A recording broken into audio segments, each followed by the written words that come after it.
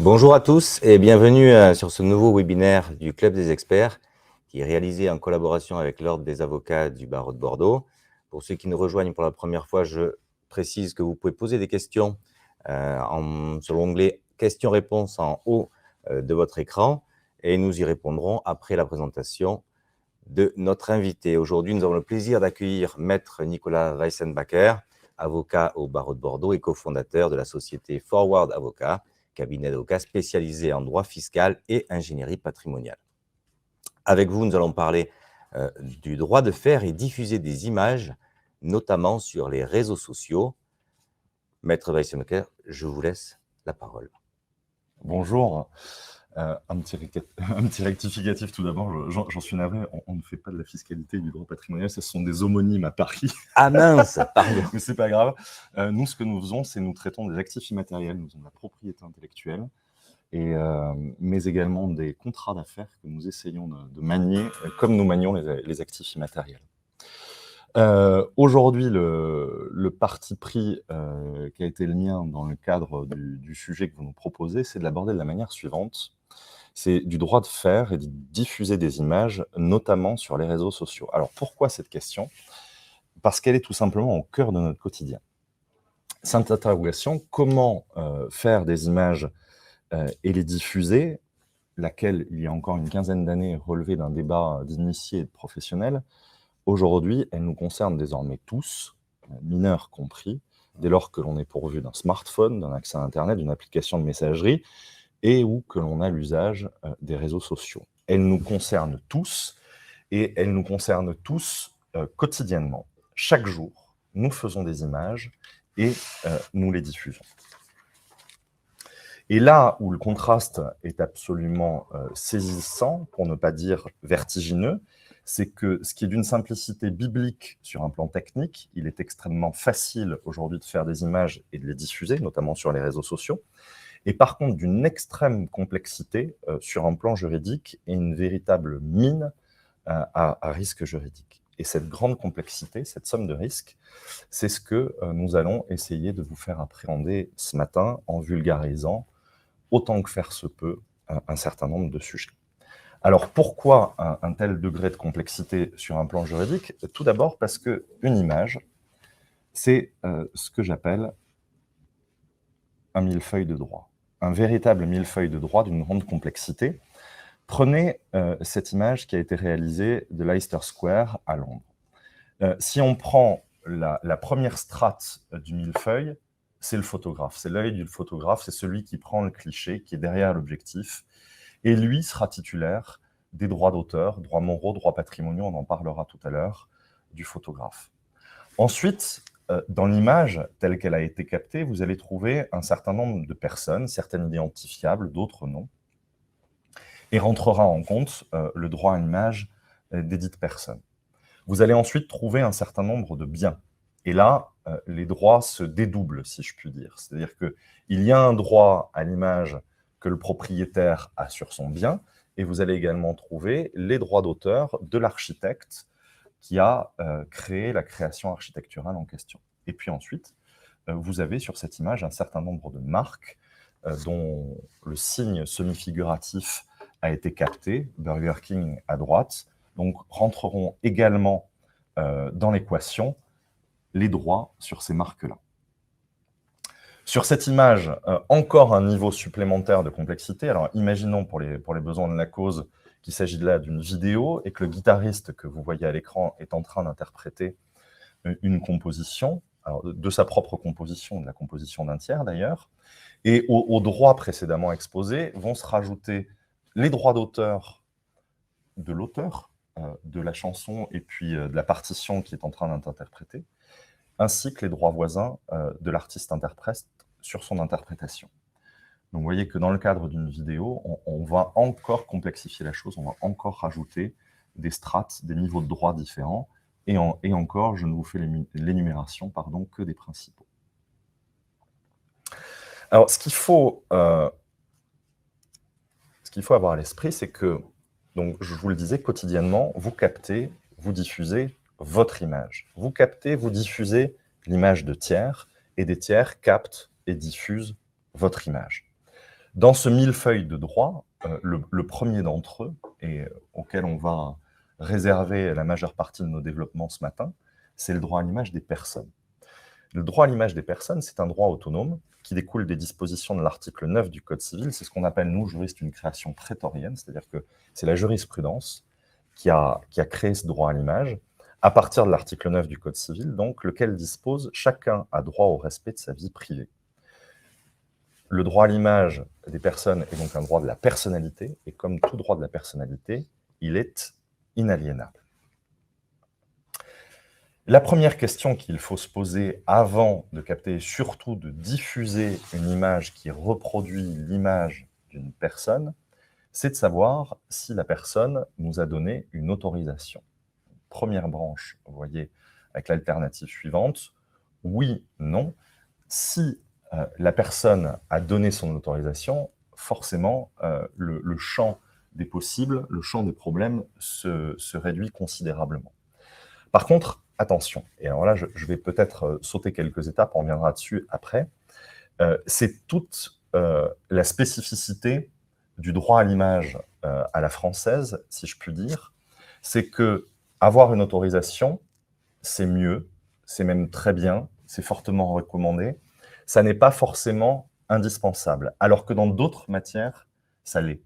Je prends notamment l'exemple du droit d'auteur, on reviendra là-dessus après. En matière de droit d'auteur, il y a un des grands principes sur lequel est construit le droit d'auteur à la française, dans toute sa dimension presque sacrée, c'est tout ce qui n'est pas expressément cédé est réputé retenu. Ça veut dire quoi? C'est-à-dire que vous êtes obligé, en matière de cession de droit d'auteur, de passer par une cession expresse. Si vous n'avez pas un écrit, et un écrit aussi exhaustif que possible, et qui répond au formalisme du Code de la propriété intellectuelle sur ces points-là, et qui va aménager quels sont les droits réellement cédés, le droit de reproduction, le droit de représentation, les définir, qui va limitativement énumérer les supports pour lesquels ces droits sont cédés, qui va limitativement énumérer les territoires pour lesquels ces droits sont cédés, parfois en nombre d'exemplaires, et la durée. Si vous n'avez pas toutes ces choses-là, si vous n'avez pas une cession expresse qui répond à ce formalisme, ben, il n'y a pas de cession. Et tout ce qui est en dehors de cette cession est réputé retenu.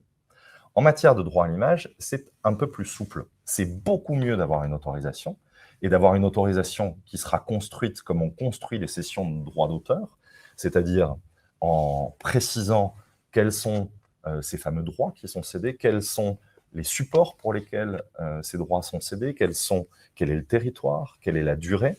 C'est beaucoup mieux, mais ça n'est pas indispensable. Pourquoi? Parce que la spécificité de ce droit à l'image, et on va le voir, c'est qu'il existe aussi une notion de consentement tacite, qui paraît très étrange quand on la pose comme ça, et effectivement qu'on trouve nulle part ailleurs. En matière de données personnelles, il faut aussi un consentement express. En matière de droit à l'image, le texte, et vous le verrez, c'est le texte pénal, au-delà de la jurisprudence, qui a consacré cette notion de consentement tacite, qui est une notion plastique et source d'insécurité juridique extrêmement importante.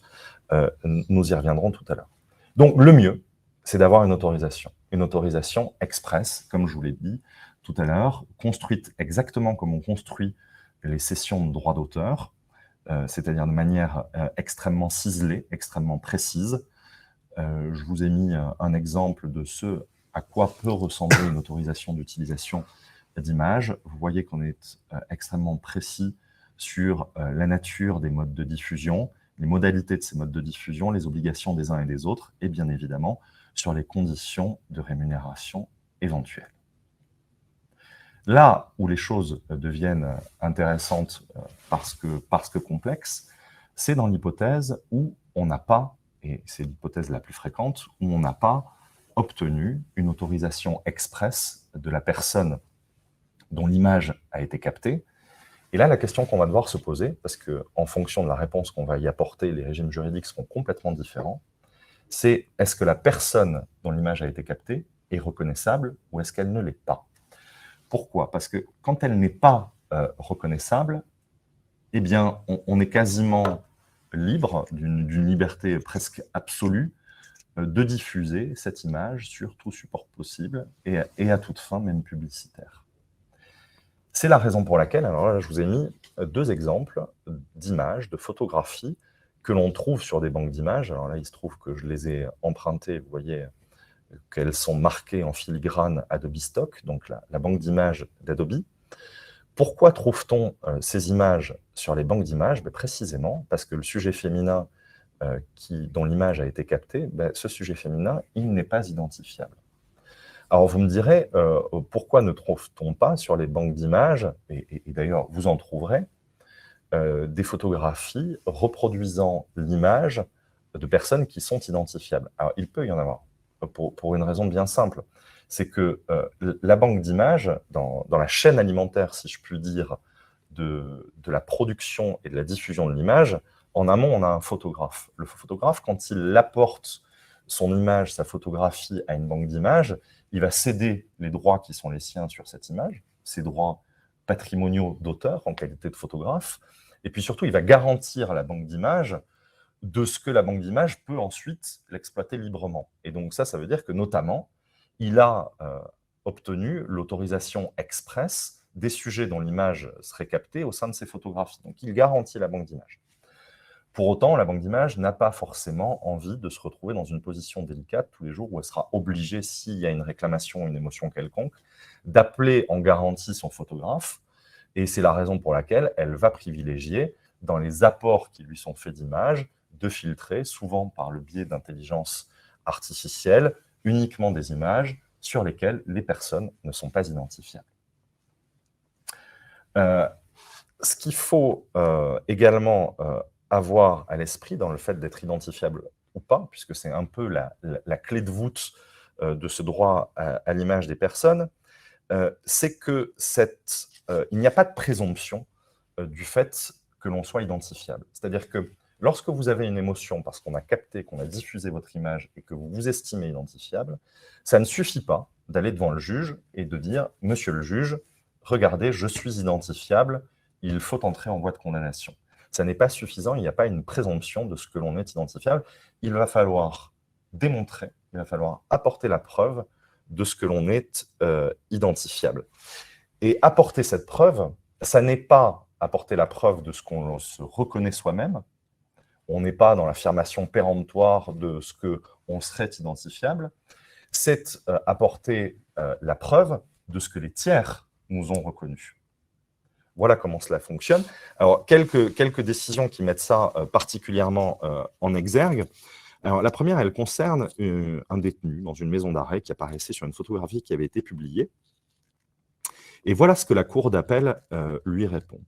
Elle lui rétorque qu'il n'indiquait pas ce qui, dans la silhouette, sa démarche ou ses vêtements, aurait permis d'identifier le dit prisonnier, qu'il n'établissait pas notamment que des téléspectateurs l'auraient reconnu, que la seule affirmation de l'appelant selon laquelle il serait lui-même reconnu était insuffisante à établir qu'il était bien le prisonnier filmé. Donc voilà un détenu qui était manifestement identifiable, mais qui est arrivé dans le juge en se contentant de dire « Regardez, monsieur le juge, c'est moi, je me reconnais ». Ça n'est pas suffisant. Et dans une décision qui a été rendue à contrario, vous allez le voir, avec quelqu'un qui, sur le papier, en tout cas sur l'image, si je puis dire, était beaucoup moins aisément identifiable, cela a été rappelé. Alors là, il s'agissait d'un reportage qui avait été diffusé par France Télévisions et qui était produit par une société de production tierce, et un reportage qui était dédié aux difficultés de logement à Paris et qui donc promenait le téléspectateur à travers une caméra cachée dans des souplexes. Et il se trouve que le propriétaire de l'un de ces souplexes apparaissait à l'écran, mais son visage avait été flouté, sauf moins d'une seconde.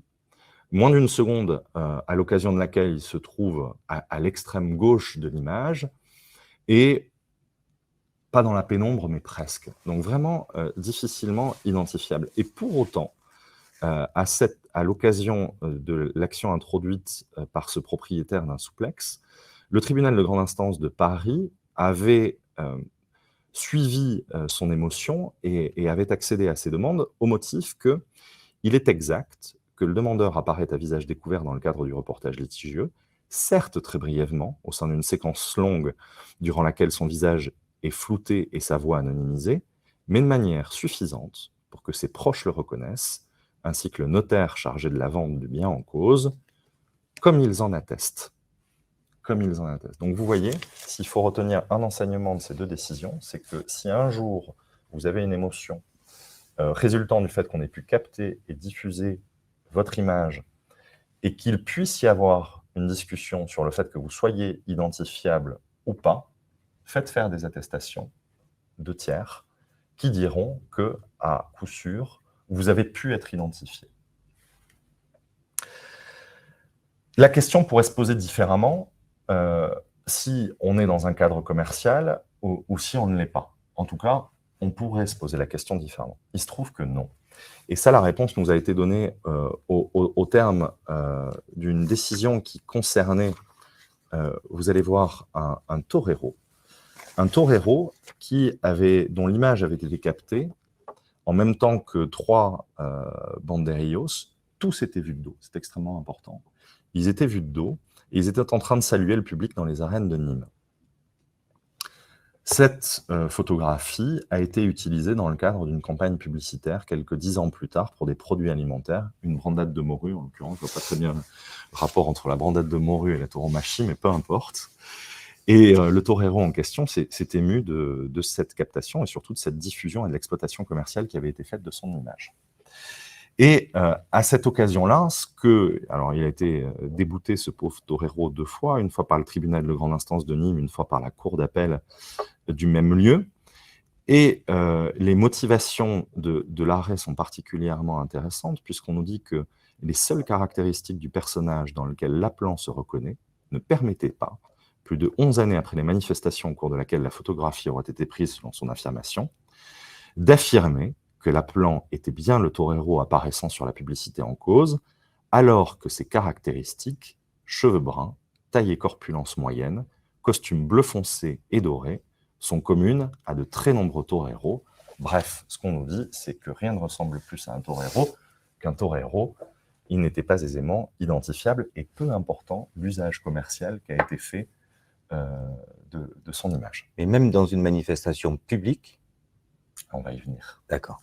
On va y venir parce que là, c'est la branche d'après dans cet arbre presque non, je vous en prie, dans cet arbre presque de possibilité de diffuser une image, c'est que lorsque la personne n'est pas est identifiable, le distinguo que l'on va faire ensuite, comme vous le voyez ici, c'est de savoir si la photographie a été prise dans un lieu privé ou dans un lieu public, parce que les règles ne seront pas les mêmes. Alors, juste avant de me plonger dans cette question-là, un petit aparté, c'est que parfois, on n'est pas identifiable, et pour autant, on va adopter une posture, même sous forme d'ombre chinoise, on va adopter une posture qui peut nous mettre dans la panade juridiquement, alors pas au regard du droit à l'image, pas forcément pas au regard du droit d'auteur, mais au regard du droit des marques. Et là, je vous ai mis 2 exemples. Il n'y a pas que le Jumpman de Michael Jordan qui fait l'objet d'une marque figurative. Il y en a bien d'autres. Là, vous reconnaissez la position caractéristique de Johnny Wilkinson avant de buter, presque assis et les mains jointes, ou la foudre de Usain Bolt. Ça, ce sont des marques semi-figuratives qui désignent, alors principe de spécialité, un certain nombre de produits.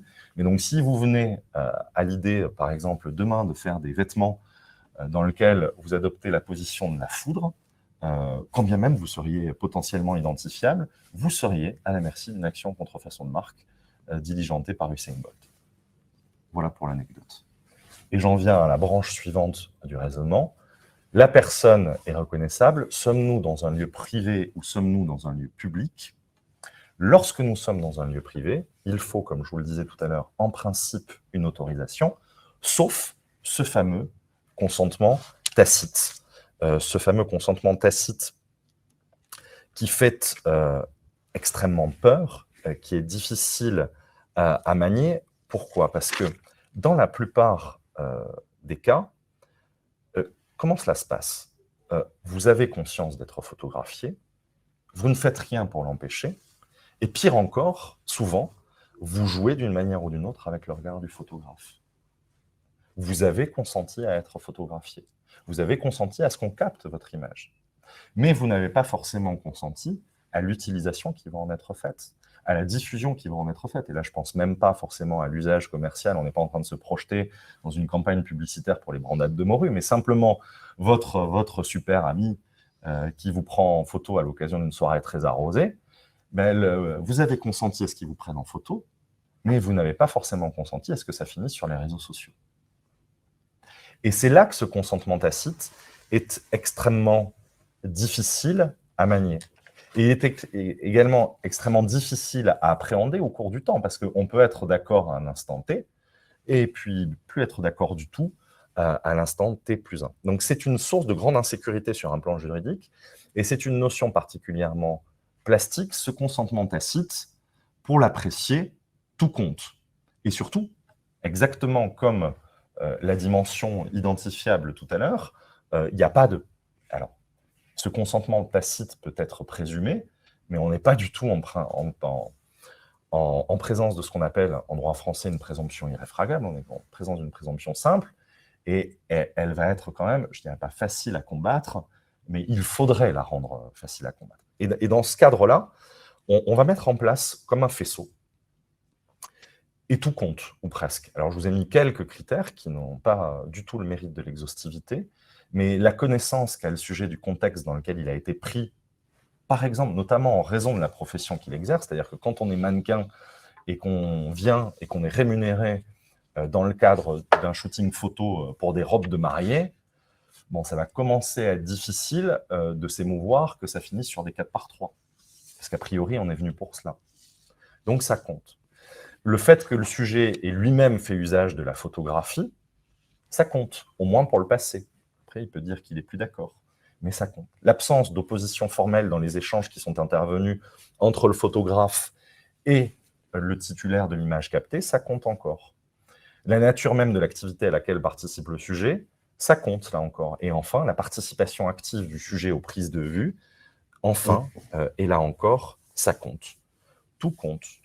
Et si on devait se livrer à une tentative de synthèse qui est assez périlleuse sur le sujet, c'est que l'autorisation du sujet dont l'image est captée, cette autorisation, elle peut être tacite. Elle peut être tacite, mais il faudra qu'elle soit non équivoque. Il faudra qu'il n'y ait pas d'ambiguïté sur l'autorisation tacite qui a pu être donnée, même dans le cadre d'un usage commercial. Et ce caractère non équivoque, il va résulter de ce fameux faisceau dont je vous ai présenté quelques composantes non exhaustives. Et cette autorisation tacite, lorsqu'elle est non équivoque, et ça c'est la deuxième idée et qui est extrêmement importante, c'est qu'à tout moment, elle peut être révoquée. C'est-à-dire que finalement, cette autorisation tacite, c'est un peu comme un contrat à durée indéterminée. On peut y mettre fin à chaque instant. Et du coup, si l'autorisation tacite vient à être reconnue pour le passé, elle n'emporte pas autorisation tacite pour le futur. À partir du moment où vous dites non, c'est non. En matière de droit à l'image, comme ailleurs, non, c'est non. Donc vous pouvez toujours, même tardivement, exiger que votre image ne soit pas diffusée, ne soit plus diffusée sur les réseaux sociaux, par exemple, par un tiers. Et alors, j'ai envie de vous dire, et encore moins d'être tagué, parce que là, c'est pire. Je vous rappelle que le droit à l'image est un droit de la personnalité. Il y en a un autre de droit de la personnalité, c'est un droit au nom. Donc, quand vous figurez sur les réseaux sociaux, quand votre image figure sur les réseaux sociaux et qu'en plus vous êtes tagué, là, on a un double ration d'atteinte potentiellement. Et ça, à tout moment, vous avez le droit de dire non. C'est fondamental. C'est fondamental. Et vous allez voir que le droit est devenu extrêmement protecteur de ce non. C'est que cette création, le droit à l'image des personnes qui, au démarrage, est une création prétorienne, aujourd'hui a une forme de consécration sur un plan pénal, puisque vous avez les deux articles que j'ai reproduits sur ce slide-là, qui consacrent des délits d'atteinte au droit à l'image. Alors, le premier, c'est une atteinte au droit à l'image simple, si je puis dire. On voit quand même qu'on encourt 1 an de prison, jusqu'à 1 an de prison et 45 000 € d'amende. Et vous voyez, lorsque les actes mentionnés, alors il s'agit des fameuses atteintes au droit à l'image, ont été accomplis au vu et au su des intéressés, sans qu'ils s'y soient opposés, ou alors qu'ils aient été en mesure de le faire, le consentement de ceux-ci est présumé. Cette fameuse autorisation, ce fameux consentement tacite, il est aujourd'hui consacré par le texte sur un plan pénal. Il y a une présomption, mais une présomption simple, qui doit être combattue et qui devrait être relativement aisée à combattre. Autre texte, et là vous voyez que c'est l'article 226-7 du Code pénal, c'est un peu l'article qui vient sanctionner les pratiques du revenge porn. C'est là, l'esprit est le suivant, c'est même dans l'hypothèse, il faut toujours dissocier la captation de la diffusion. On peut être d'accord sur les conditions d'une captation, mais ne pas être d'accord sur les conditions d'une diffusion. Et là, dans le cadre des images à caractère sexuel, bon, si on a fait...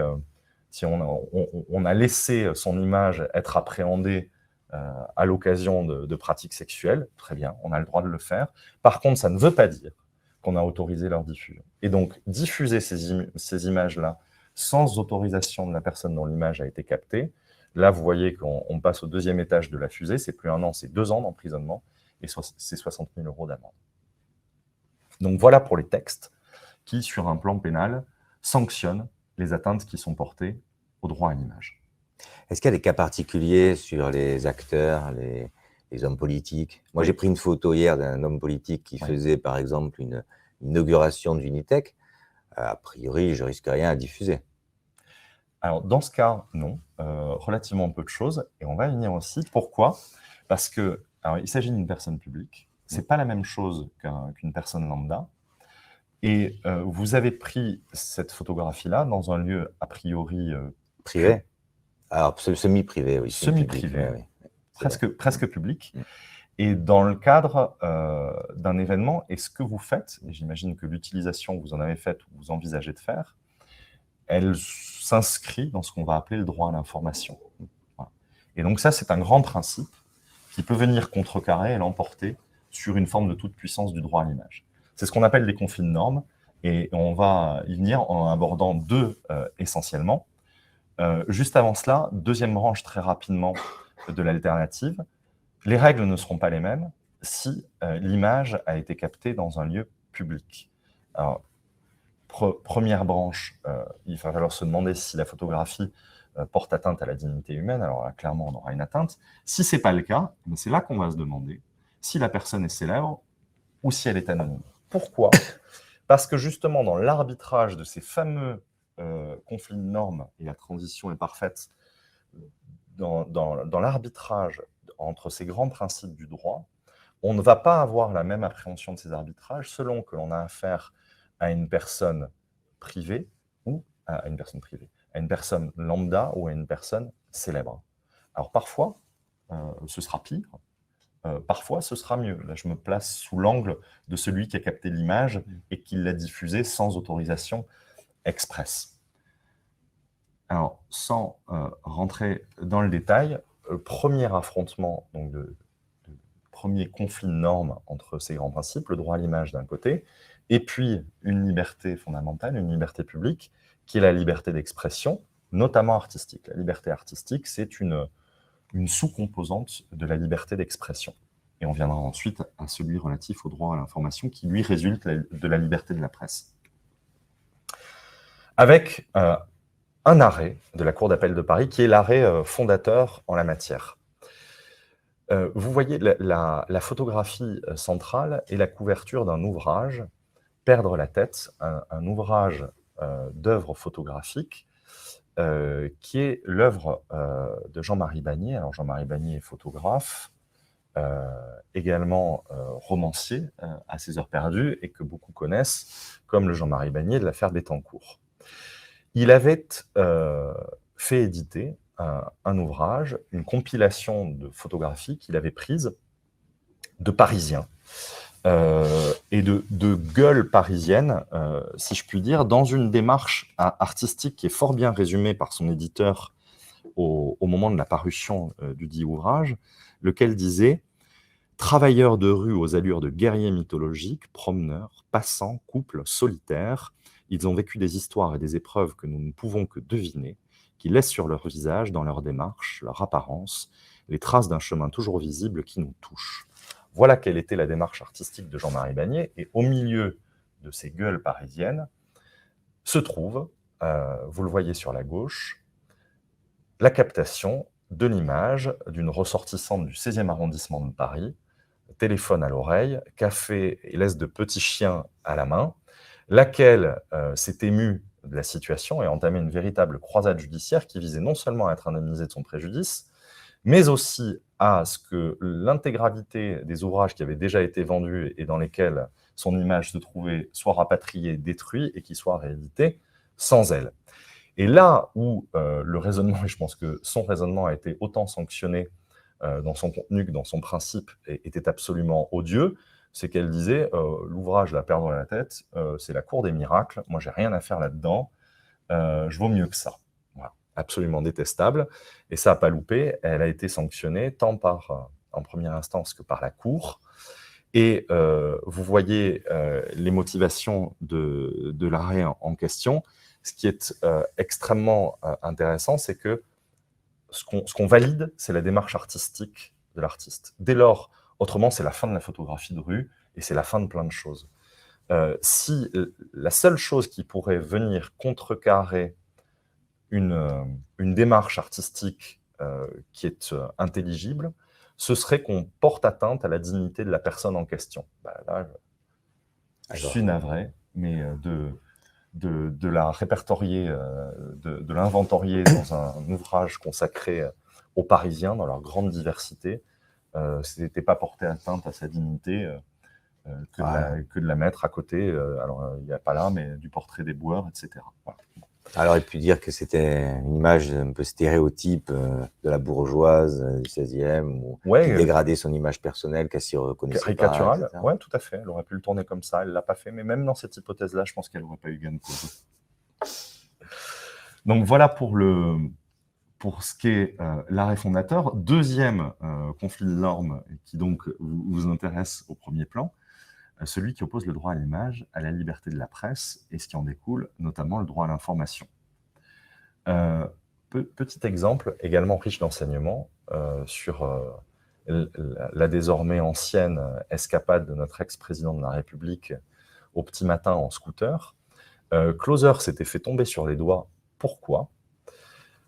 La manière, alors c'est Julie Gaillet qui avait agi à l'endroit de Closer comme ayant commis une atteinte importante au respect de sa vie privée, et elle a été récompensée dans sa démarche.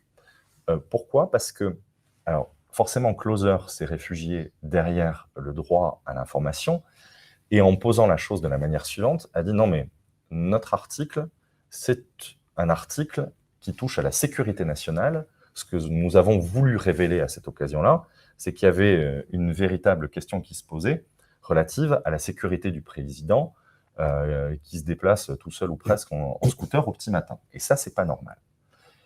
Ça aurait pu se justifier. Sauf que l'article révèle l'identité de Julie Gaillet, la prend en photo au moment où le scooter est parti, et tout ça, c'est complètement superfétatoire au regard de l'objectif qui aurait pu être légitime poursuivi, qui était celui d'un article relatif à la sécurité du chef de l'État. Et de ce fait-là, ils ont été sanctionnés. Et vous regardez comment s'articule le jugement qui a été rendu par le tribunal de grande instance de Nanterre. On explique à Closer, ah non, vous allez bien au-delà, ce que vous faites, comme souvent, c'est de satisfaire la curiosité de votre lectorat. Donc voilà pour les limites de ce droit à l'information. Autre exemple que j'aime beaucoup, iconique, et parce que la photographie est iconique, photographie iconique des événements de mai 68 que vous devez connaître. Une jeune femme, dont on sait désormais qu'elle s'appelle Caroline de Bendern, sur les épaules d'un de ses amis, qui brandit fièrement, bien haut, le drapeau du Vietnam. Alors, ce cliché a complètement dépassé son sujet et est devenu iconique, et fait l'objet de rééditions régulières, puisque à chaque fois qu'on a un sujet ou un ouvrage consacré à mai 68, on retrouve cette photographie.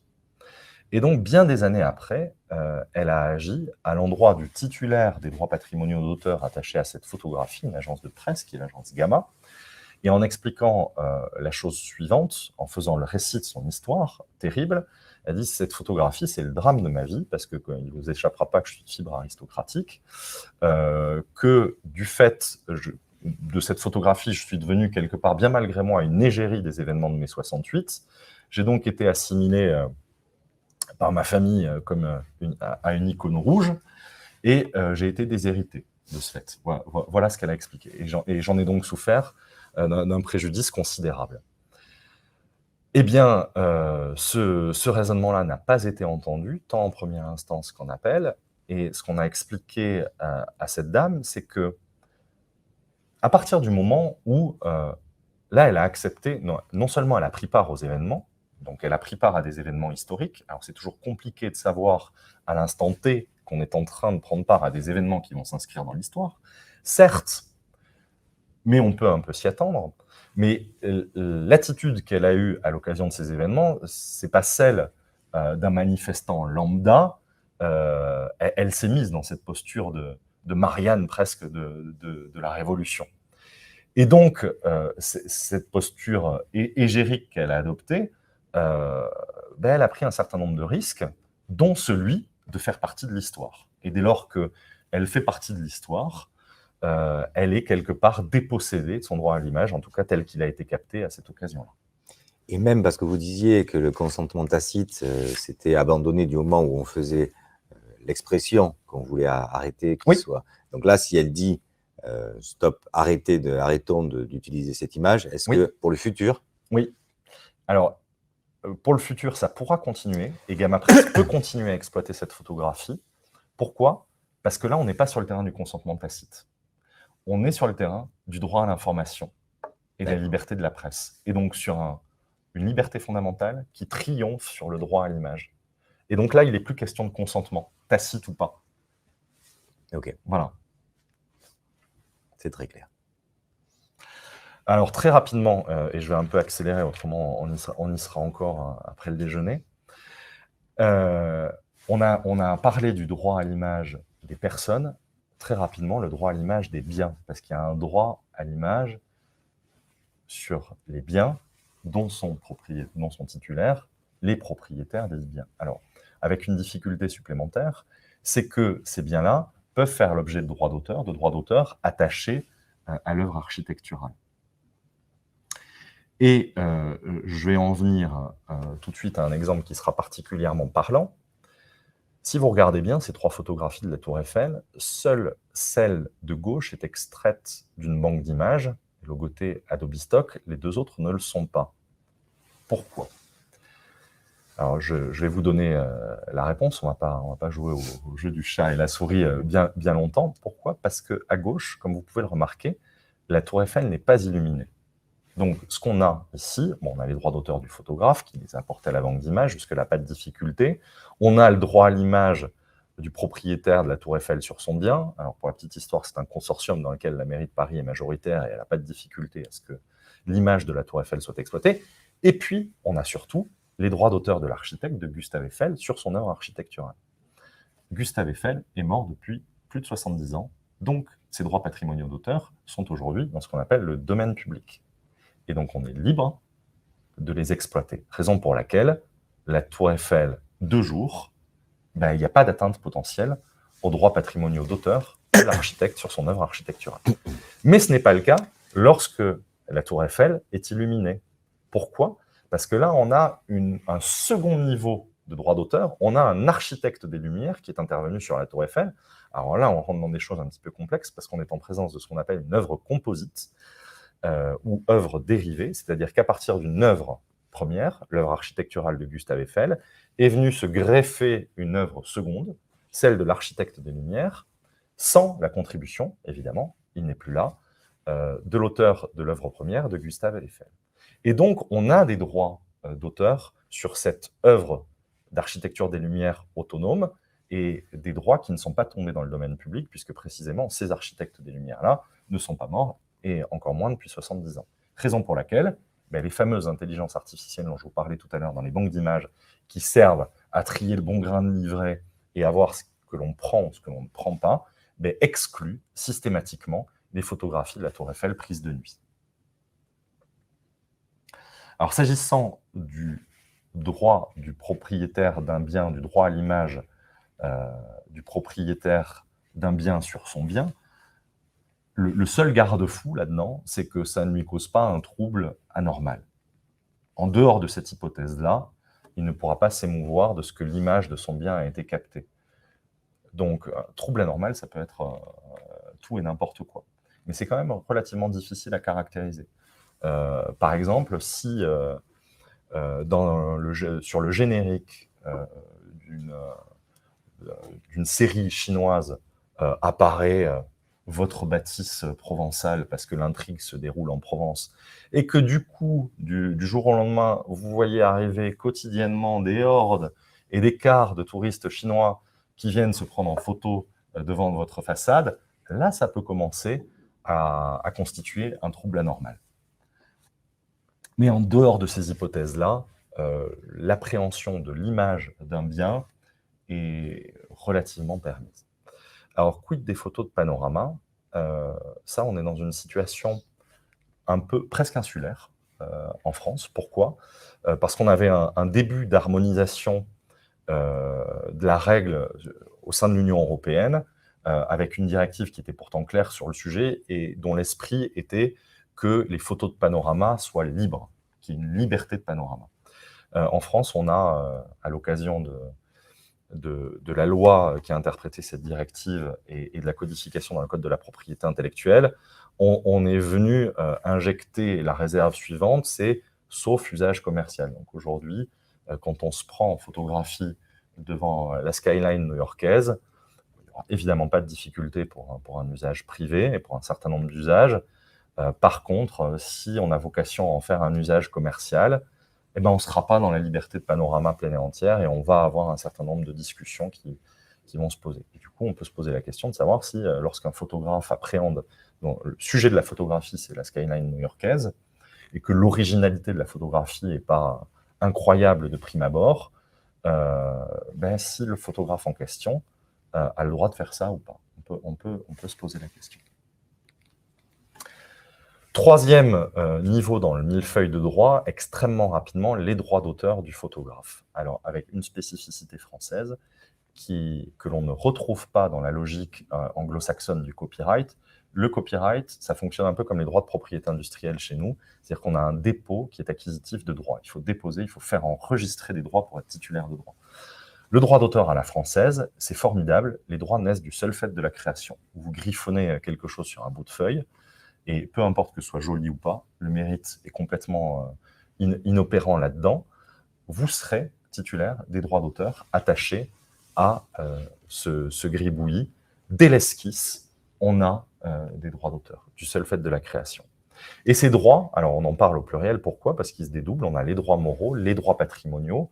Comme leur nom l'indique, les droits moraux sont attachés à la personne de l'auteur, et on a là-dedans des choses extrêmement fortes comme le droit au nom, le droit à la divulgation, le droit au respect de l'œuvre, qui sont des choses qui sont inaliénables, incessibles, imprescriptibles, ce sont des droits extrêmement forts. Et à côté de ça, vous avez les droits patrimoniaux, qui sont dans le patrimoine de l'auteur, dont on peut disposer, qu'on peut monnayer, qu'on peut contractualiser. Et ça, ce sont les fameux droits dont la durée de vie est limitée, 70 ans post-mortem, dont je vous parlais tout à l'heure. Et ces droits-là, lorsqu'on les cède, ça se contractualise, et j'en reviens à ce que je racontais tout à l'heure en préambule, c'est que cette contractualisation, elle doit répondre à un formalisme extrêmement précis, et surtout, ce formalisme est exigé, on dit, ad validitatem, c'est-à-dire qu'en droit d'auteur, s'il n'y a pas une cession expresse, il n'y a pas de cession. Et ça, c'est quelque chose que les gens découvrent tous les jours, parfois avec effroi. C'est vrai pour tout, c'est-à-dire que vous allez consulter un infographiste pour qu'il vous dessine une charte graphique et un nouveau logo. Cet infographiste, vous allez le payer, il va vous faire une facture, et puis au bas de la facture, parce qu'il est plein de bonnes intentions, il va écrire tout droit cédé.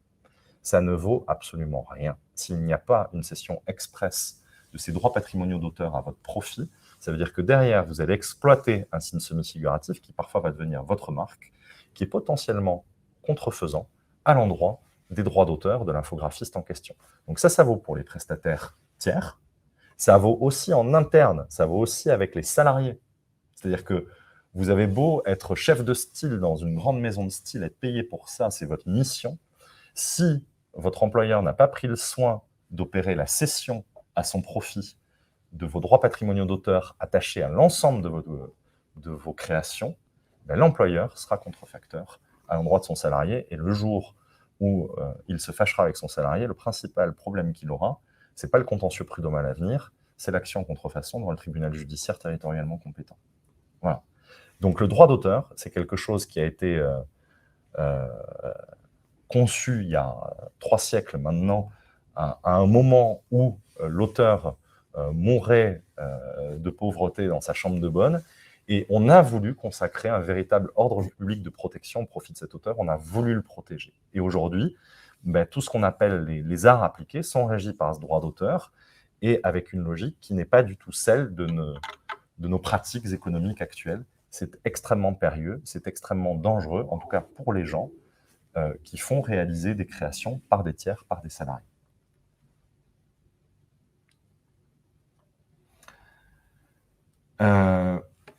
Juste pour terminer, alors ce n'est pas du tout pour faire l'apologie des banques d'images, mais ça a un mérite de recourir à des banques d'images, c'est que quelque part on achète la tranquillité. Pourquoi? Alors il y a 2 sortes de licences chez les banques d'images traditionnellement. On a les licences qui sont dites de droit géré, c'est-à-dire que là, on négocie librement les termes de cette fameuse cession de droit d'auteur avec la banque d'images, et forcément, on aura quelque chose sur mesure, mais le prix s'en ressent.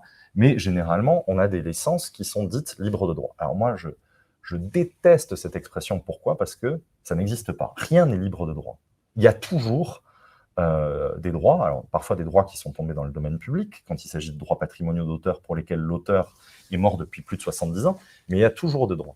Ces licences libres de droit, ça veut dire quoi? Ça veut juste dire que la banque d'images vous consent une licence, alors qui est encadrée, parfois très strictement, c'est-à-dire que quand vous achetez une image pour faire une sérigraphie sur des mugs dans la limite de 500 exemplaires, ben c'est pour 500 exemplaires. Et au 501e, vous serez contrefacteur. Il y a les termes d'une licence. Mais de recourir à ce genre de licence, au moins, il y en a qui sont assez bien faites, parce que dès lors qu'elles permettent un usage web et un usage commercial web, là, forcément, cet usage-là est worldwide. On ne va pas être à compter quels sont le nombre de visiteurs jour du site, etc. Et on est tranquille. On a, entre guillemets, acquis une image, en tout cas, on a acquis une licence de droit portant sur une image qui nous permettent de l'exploiter librement et d'être à l'abri des problèmes. Alors par contre, attention, ça c'est l'avantage de recourir à une banque d'images. Inconvénient, c'est qu'aujourd'hui, ces banques d'images, elles protègent leur patrimoine et elles font appel à des robots extrêmement sophistiqués qui sont capables de débusquer les usages non autorisés qui sont faits de leurs images à peu près partout. Et donc, il y a un véritable business qui s'opère autour de ça, parce qu'elles font appel à des agences de recouvrement de droits, et puis après donner des dossiers à des avocats, à tort ou à raison, parce que encore faut-il que les photographies en question soient originales, c'est-à-dire qu'elles soient empreintes de la personnalité de leur auteur, pour être éligibles à la protection offerte par le droit d'auteur, et pour légitimer à l'action en contrefaçon. Donc ça ne veut pas forcément dire qu'elles sont légitimes à agir dans ce cadre-là, mais méfiez-vous, le réflexe le plus commun de plein de gens, c'est lorsqu'on trouve une image sur Internet, on se dit, bah, elle a été déjà diffusée, c'est finalement, je peux piocher dans cette espèce de fond commun de l'image qui est Internet sans porter atteinte aux droits de qui que ce soit. En réalité, pas du tout. La plupart du temps, vous portez atteinte au droit d'un tiers, au droit d'un tiers qui n'est peut-être pas muni de robot pour se rendre compte de ce que vous avez utilisé son image, mais quand c'est une banque d'images, soyez-en sûrs, elle finit par le savoir et vous tombez sur le rable, et c'est extrêmement désagréable. Et enfin, juste un petit focus réseaux sociaux, pour que vous preniez, pour finir, la mesure de la dangerosité de capter et surtout de diffuser des images pour lesquelles vous ne vous êtes pas assuré de la pleine et entière titularité des droits patrimoniaux d'auteur du photographe, de l'autorisation d'utiliser l'image de l'ensemble des protagonistes qui sont identifiables sur la dite image, des biens et des éventuels droits d'auteur des architectes sur les œuvres architecturales dont l'image serait captée, c'est que dès lors que vous mettez ces images sur les réseaux sociaux, alors déjà en amont, vous portez déjà atteinte à un certain nombre de droits. Mais là où ça devient mais vraiment excessivement dangereux, c'est qu'à partir du moment où vous les diffusez sur les réseaux sociaux, vous vous placez sous l'empire des conditions générales d'utilisation de ces réseaux sociaux.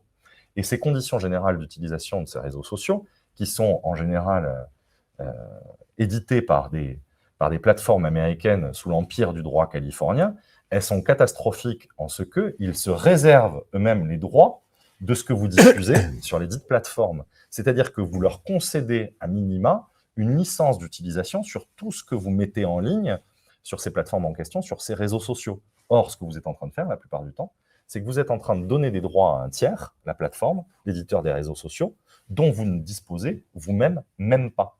Donc vous vous retrouvez dans des situations potentiellement catastrophiques, pris en sandwich, où vous allez être comptable de l'usage qui sera fait demain par des tiers que vous avez autorisés en acceptant ces fameuses conditions générales d'utilisation, de tiers qui font usage de droits que vous avez livrés en pâture et dont vous-même, vous ne disposiez même pas. D'accord. Et pour un mineur qui donc ferait une activité Oui. non commerciale, hein, et qui publierait des choses comme ça, effectivement, de marques qu'il aime bien ou des choses, est-ce que ses parents sont sont répréhensibles? Parce qu'il y a Alors, c'est pas compliqué. L'image d'un mineur, elle ne peut pas être captée, elle ne peut pas être diffusée sans l'autorisation de ses parents. non, je pensais d'un mineur qui publie, Oui. des images de ses chaussures préférées, et cetera. Donc qui utilise et qui publie. Ses parents seront comptables. Voilà, ses parents sont oui. responsables? Oui, oui. D'accord. Bien évidemment. Bon, il faut que j'appelle mon fils alors. Et alors après, il y a encore autre chose, c'est qu'on a des influenceurs aujourd'hui qui ont moins de 16 ans. Quand je dis des influenceurs, c'est-à-dire des gens qui sont rémunérés pour. Voilà. Et ça, c'est encore, ça pourrait faire l'objet d'une intervention à part entière, c'est encore très réglementé. D'accord. Mais là, dans ce cas, effectivement, les influenceurs, ils sont rémunérés pour. Oui. Donc là, normalement, ils sont entendus avec les marques. Là, je parle plus de mon fils qui publie des choses, j'aime bien, machin, avec ses copains, enfin, sur Facebook ou sur les réseaux. Vous êtes potentiellement responsable de cela. Super. Vous dormirez bien ce soir. Oui, surtout dans une grosse discussion. Le sommeil serein. On a fait le. Oui, je m'arrête là, autrement Je vous propose qu'on passe aux questions. Alors, du coup, je vais chausser mes lunettes. Alors, on a pas mal de questions. J'espère que je vais pouvoir y répondre. Oui, bien sûr. Alors, lorsque nous utilisons des photos suite à des réalisations dans le cadre de construction, rénovation de bâtiments, sur lesquels nous avons participé pour l'insérer sur notre site internet, dans nos réalisations, devons-nous obligatoirement obtenir l'accord du client, du propriétaire du bâtiment? Alors, si la question se pose à l'aune de l'autorisation ou pas du propriétaire du bien en question, j'ai envie de vous dire, c'est sauf trouble anormal, donc il faudrait que ça lui cause un trouble anormal. Après, comme on est sur des travaux de réhabilitation, j'imagine que les photos ne concernent pas uniquement la façade, mais concernent aussi l'intérieur. Et donc là, on va être dans un lieu privé. Donc moi, je conseillerais systématiquement, pour ne pas vivre dangereusement, de se faire autoriser par le propriétaire du bien. Alors après, c'est quelque chose qui peut tout à fait s'aménager, par exemple, dans des conditions générales de prestation de service. C'est-à-dire que quand vous faites signer votre devis d'intervention, vous pouvez tout à fait avoir prévu expressément dans vos conditions générales de prestation de service de ce que les clichés post-chantier que vous prendrez pourront être utilisés pour une diffusion. Alors, il faut aménager un cadre assez précis, mais si c'est le site institutionnel de la société en question, on précise l'URL, ça peut tout à fait s'aménager. Et ça emportera autorisation express. D'accord. J'ai été candidate à des élections politiques. Ouais. Puis-je demander le retrait de mon image sur les sites de recherche Internet? Alors, si l'image a été captée dans le cadre de la campagne et qu'elle serve de support au récit qui a été fait de la campagne ou d'informations qui ont été apportées autour de la campagne, là, ça va quand même être compliqué parce que ça va être couvert par le droit à l'information. Je participe à une conférence publique lors d'un salon professionnel. Est-ce que mon image peut être diffusée librement, utilisée par les responsables du salon public professionnel? Alors, en général, les organisateurs de ces salons anticipent le sujet. Et ils soumettent des autorisations. Pourquoi? Parce qu'ils ont déjà une idée assez précise de ce qu'ils vont faire de ces images-là, s'ils vont les diffuser sur le web, sur tel support, sur une plateforme, par exemple, vidéo. Et en général, ils prennent le soin de soumettre des autorisations. S'ils ne le font pas, peut-être pourront-ils se prévaloir, en tout cas tenter de se prévaloir d'une autorisation tacite pour le passer, c'est-à-dire jusqu'à l'émotion de la personne dont l'image a été captée et qui vient à dire non. Mais après, vous êtes libre de dire non à tout moment. Si vous ne voulez pas que votre image soit utilisée dans ce cadre, vous avez tout à fait le droit de le dire. À l'avenir. Ouais. Ok, alors on est en pleine rentrée scolaire, Oui. donc une question bien sûr sur les fameuses photos de classe. À l'école, on nous demande l'autorisation de faire des photos pour les partager dans la presse, Internet ou au sein de l'école. Tout est mélangé. Comment faire pour que ça ne soit qu'à l'école et pas ailleurs, réseaux sociaux, presse?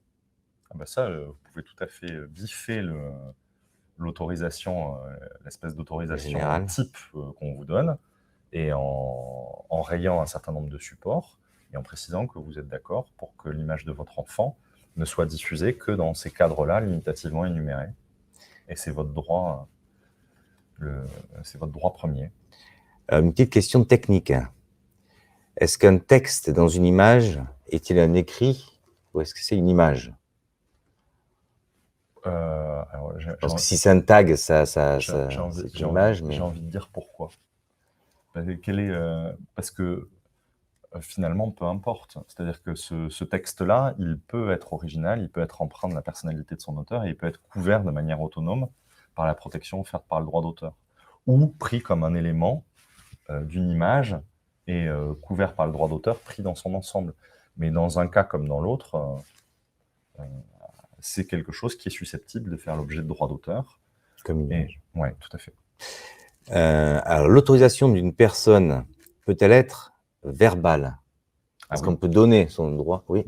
C'est le principe du consentement tacite. Consentement tacite, c'est qu'on n'a pas de trace écrite. Alors, ça peut être verbal. C'est dangereux parce qu'on n'a pas de trace. Voilà. Et donc, on est à la merci que ce consentement soit révoqué. Oui, on ne pourra pas à un moment donné. C'est le mécanisme du contrat à durée indéterminée où à tout moment, la personne peut dire non. Donc là où ça rend la situation un peu précaire, c'est pour celui qui se prévaut de ce consentement, il n'en a pas la preuve et il sera donc susceptible d'être révoqué à tout moment. Mais le consentement peut être donné de manière verbale dans l'absolu, tout à fait. Alors, dans le cas de parents séparés qui auraient la garde alternée et qui ne seraient pas d'accord sur l'utilisation des photos, comment ça se passe? Alors là, c'est une excellente question. Il faudrait poser ça à un spécialiste de l'autorité parentale. Moi j'ai envie de vous dire, c'est un réflexe de juriste, mais de juriste de droit commun, que le régime qui devrait s'appliquer, il serait proche de celui de l'indivision, c'est-à-dire que en fait, il faut l'unanimité. Dès lors qu'on n'est pas d'accord sur quelque chose, la situation est gelée. Donc, je pense que s'il n'y a pas d'accord, il n'y a pas d'autorisation. Mais, une nouvelle fois, il faudrait poser la question à un spécialiste. Ok, on a encore pas mal de questions, donc j'essaie d'accélérer, excusez-moi. Dans le cadre d'un club de loisirs, nous prenons des photos lors de manifestations, loto, belote, thé dansant, et les publions dans la presse notamment. Quelles précautions devons-nous prendre vis-à-vis des personnes présentes sur ces clichés? Le mieux, c'est de faire signer une autorisation. À l'entrée? Ah bah oui. D'accord. Ah bah oui. Ouais. Ou je sais pas, j'imagine que ces billets sont vendus, que l'entrée est payante pour ces choses-là. Pour les lotos, les thés dansants, etc., je ne suis pas sûr, mais est-ce que ça fait une différence si c'est payant? Non, mais parce que si c'est payant et que, par exemple, les billets sont achetés en ligne, ça peut être intégré aux conditions générales de vente, par exemple. Ok. On peut aussi imaginer une affiche à l'entrée qui informe. D'accord. Voilà. Et puis la prendre en photo, cette affiche à l'entrée. Ce sera déjà un bon commencement dans le cas si un jour il faut plaider un consentement tacite. Mais le mieux, ça reste toujours de soumettre une autorisation. Ça marche. Alors, une dernière question, parce qu'il est déjà midi. Mon ancien employeur peut-il continuer d'utiliser mon image sur son site internet ou la communiquer pour des articles promotionnels alors que je ne fais plus partie des effectifs de l'entreprise? Oui, tant que vous ne lui avez pas dit non. Mais vous êtes tout à fait libre de lui dire désormais, ça suffit, ce que vous avez accepté du temps où vous étiez salarié parce que ça vous paraissait normal dans le cadre de l'exercice de votre contrat de travail. Si désormais il n'a plus cours, vous avez tout à fait le droit de dire moi je veux plus figurer sur un certain nombre de supports, et il sera tenu de le faire dans les meilleurs délais, sauf à porter atteinte à votre droit à l'image. Et là, on bascule sur les fameux textes du code pénal dont on parlait tout à l'heure. C'est un délit pénal qui est quand même sacrément sanctionné. Très bien, merci beaucoup pour toutes ces explications. Le webinaire est à présent terminé. Je vais répondre à une question à laquelle on n'a pas répondu. Vous pouvez effectivement retrouver le replay sur notre chaîne YouTube en tapant CIC Sud-Ouest. Et donc, vous aurez toutes nos autres productions audiovisuelles, dont celle-ci. Je vous souhaite une bonne journée. Je vous remercie beaucoup, Nicolas Weissenbecher, maître Nicolas Weissenbecher, d'avoir participé Nicolas Weissenbecher, c'est bien. à ce webinaire réalisé, encore une fois, en collaboration avec les avocats du barreau de Bordeaux. Je vous souhaite une bonne journée à tous et je vous dis à bientôt pour un prochain épisode du Club des Experts. Au revoir. Au revoir.